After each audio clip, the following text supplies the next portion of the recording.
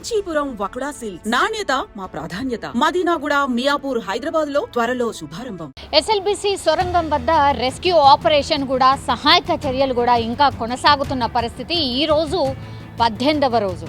Actually మొన్న రాత్రి ఎప్పుడైతే సొరంగ మార్గంలో ఆర్ ఈ టన్నల్లో ఒక మృతదేహం బయటకు వచ్చిందో అప్పటి నుంచి కూడా ఇంకా గాలింపు చర్యలు ముమ్మరం చేసిండ్రు. షిఫ్ట్కి కనీసం 110 మంది అన్ని డిపార్ట్మెంట్కి సంబంధించిన రెస్క్యూ ఆపరేషన్లో పాల్గొనేటటువంటి అన్ని డిపార్ట్మెంట్ల వాళ్ళు ఒక 11 డిపార్ట్మెంట్ల వాళ్ళు అందరూ ఈ రెస్క్యూ ఆపరేషన్లో చాలా సీరియస్గా పార్టిసిపేట్ చేస్తున్న సిచ్యువేషన్ అయితే కనిపిస్తోంది. కానీ ఎస్ఎల్బిసి సొరంగంలో ఎప్పుడైతే 8 మంది చిక్కుకుపోయారో అందులో నుంచి కేవలం ఒక్కరిని మాత్రమే బయటికి తీసిన పరిస్థితి. ఇంకా 7 కోసం ఇంకా గాలింపు చర్యలు ముమ్మరం చేశారు.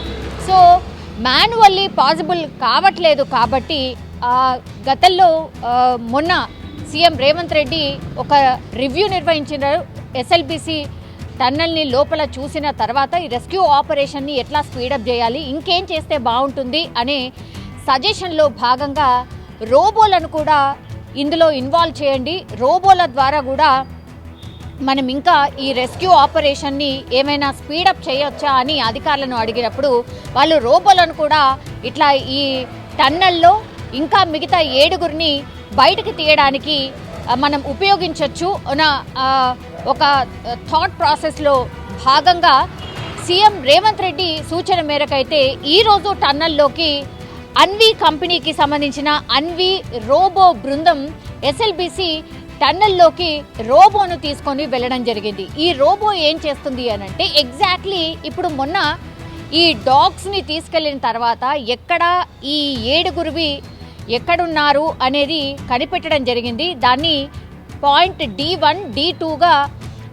పూర్తిగా విభజన చేసిన తర్వాత D2 దగ్గర ఇప్పుడు ఒక మృతదేహాన్ని అయితే బయటికి తీసుకురావడం జరిగింది. గుర్ప్రీత్ సింగ్కి సంబంధించి పంజాబ్ వాసి. సో అతన్ని బయటకు వచ్చిన తర్వాత ఇంకా కూడా స్పీడప్ చేసిండ్రు.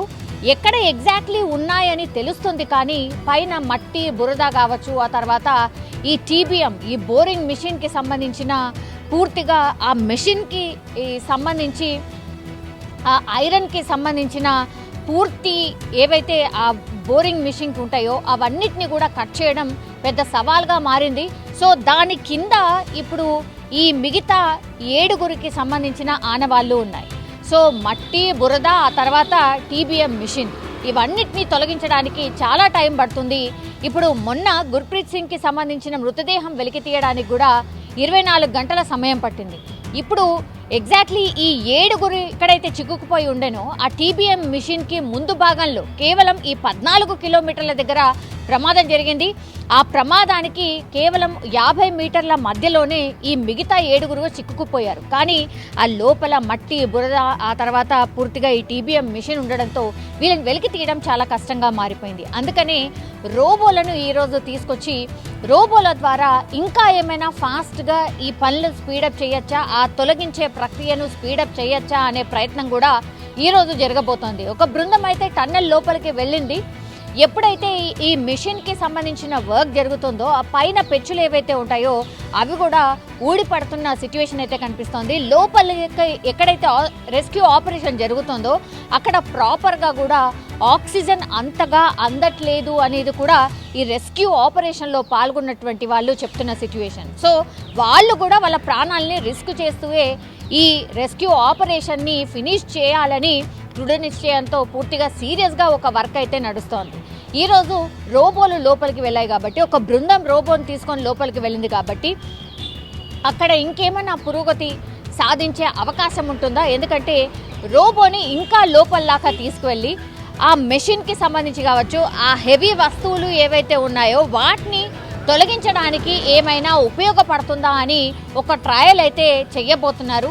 అందరూ అధికారులు కూడా దీన్ని పర్యవేక్షిస్తున్నారు. దీనివల్ల అయినా ఒక మంచి రిజల్ట్ వస్తుంది అని చాలామంది అధికారులు అక్కడ రెస్క్యూ ఆపరేషన్లో పాల్గొంటున్న వాళ్ళు కూడా హోప్ చేస్తున్న సిచ్యువేషన్ అయితే కనిపిస్తోంది. కానీ ఈ 8 మంది చిక్కుకుపోయిన తర్వాత రెస్క్యూ ఆపరేషన్ చాలా సీరియస్గా టేకప్ చేసినప్పటికీ కూడా 18 రోజులు అవుతోంది. కేవలం 8 మందిలో ఒకళ్ళని మాత్రమే బయటికి తీసుకురాగలిగారు. ఇంకా 7 మంది అందులోనే టన్నెల్లోనే చిక్కుకుపోయిన పరిస్థితి. సో చూడాలి మరి రోబో లోపలికైతే వెళ్ళింది. ఆ తర్వాత ఈరోజు ఆ బృందం రోబోను తీసుకువెళ్ళినటువంటి బృందం ఏం చెప్పబోతోంది, అక్కడ లోపల ఉన్నటువంటి సిచ్యువేషన్ ఏంది, రోబో ఏం చెప్పింది ఆర్ ఏం కనుగొంది అనేది కూడా చూడాల్సిన అవసరం అయితే కనిపిస్తోంది.